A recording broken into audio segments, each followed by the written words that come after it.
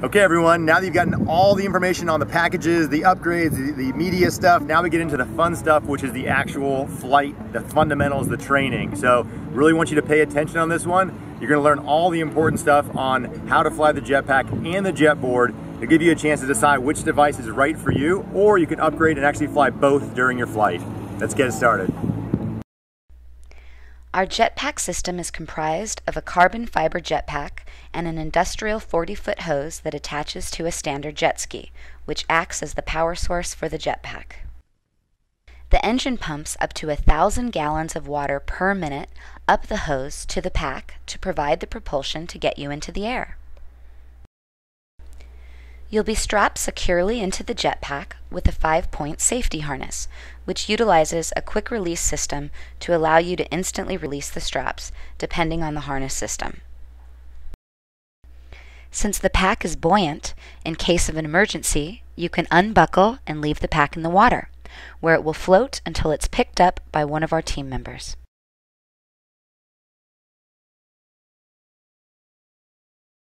To start your flight, you'll walk out to chest-deep water and turn so you're parallel to the beach to allow the instructor to get a good profile view.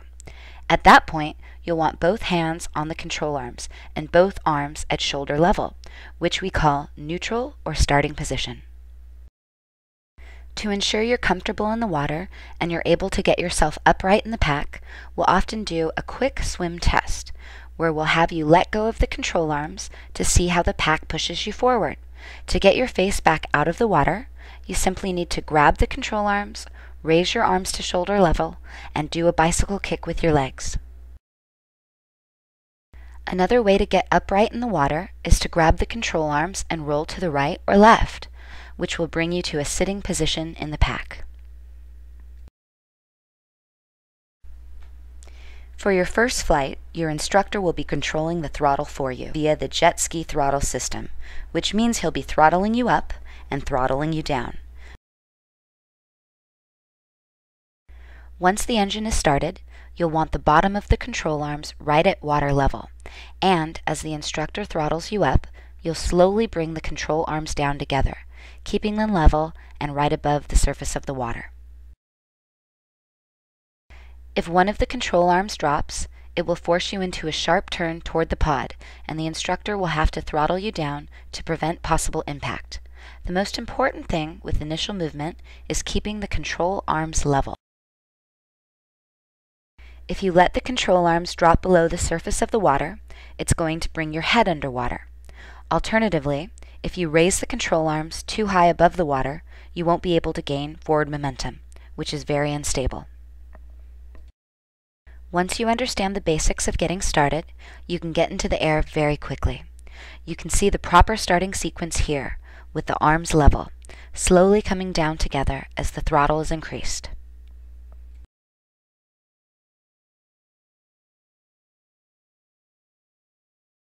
While the control arms can move independently, it's very important for you to keep them as level as possible, even with steering. You can practice steering by looking left and right. It is important to note that when you make a turn, you need to correct out of it to avoid turning too sharply and coming back toward the pod. If you find yourself turning one direction on initial startup, you can raise that control arm to get yourself back on a straight line. Keeping yourself going straight is the best way to get yourself started.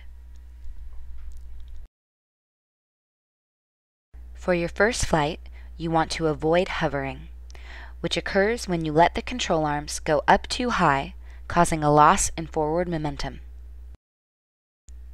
From a hover, it is very easy to go into an unintentional backflip or sharp turn toward the pod. Colliding with the pod is the main thing we want to avoid. If the instructor sees you slowing your speed and nearing a hover, he or she will instruct you to bring the arms down to regain good forward momentum. If the hover is not corrected, the instructor will have to kill the throttle and drop you in the water. Once you've mastered the basics, you can start having some fun with more advanced maneuvers. Keep the arms nice and stable, with your feet right at water level, and soon you'll be walking on water.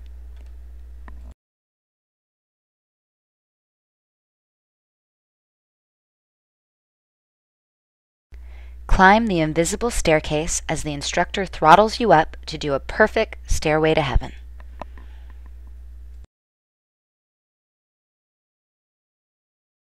If you demonstrate good controlled turns, the instructor may give you the chance to do some donut turns, which you'll pivot off the hose as you chase the pod around in circles.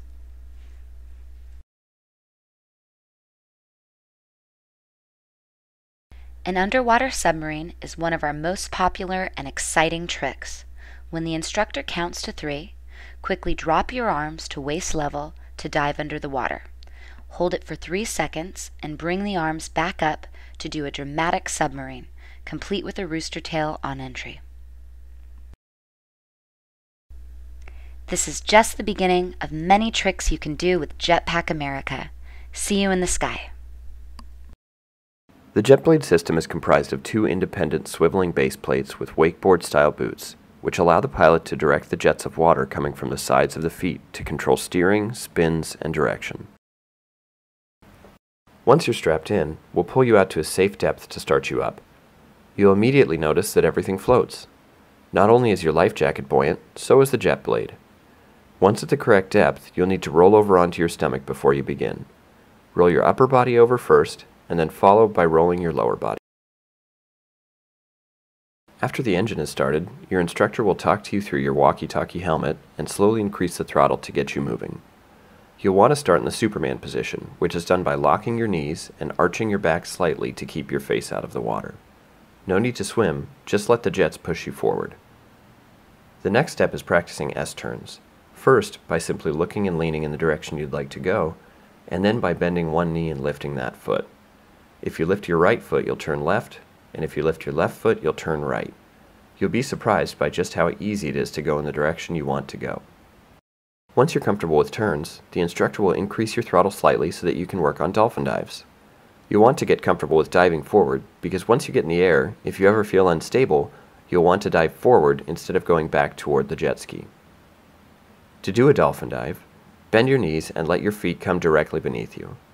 Then, straighten your legs and push down with your feet slightly. As you rise up, lean your upper body forward and dive as though you're diving into a pool. Once underwater, immediately arch your back and straighten your legs to come back out of the water into the Superman position.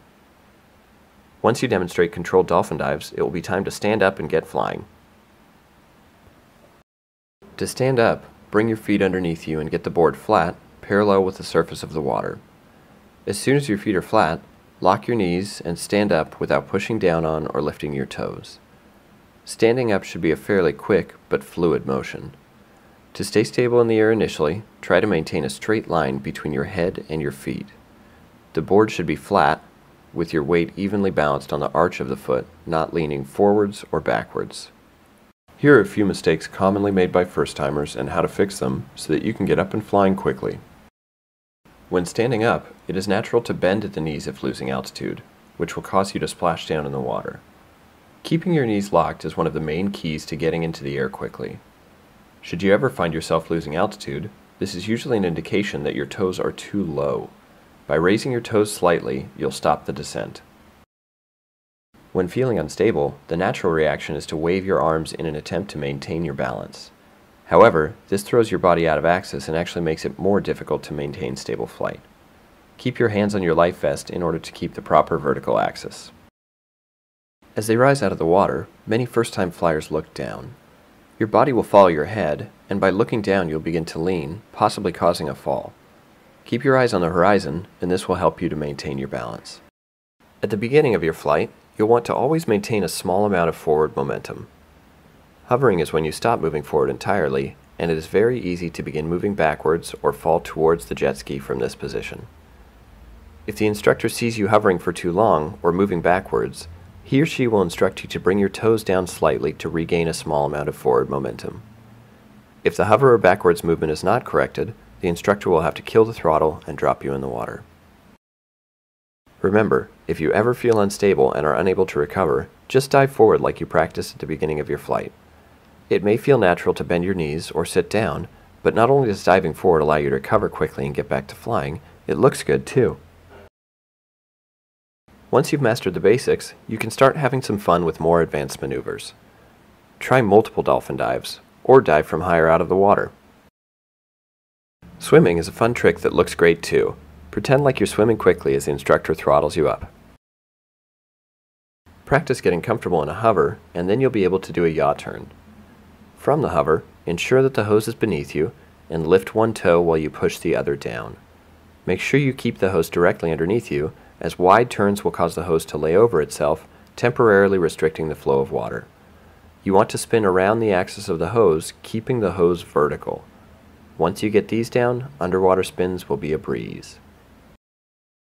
Start linking these tricks together to show off your style.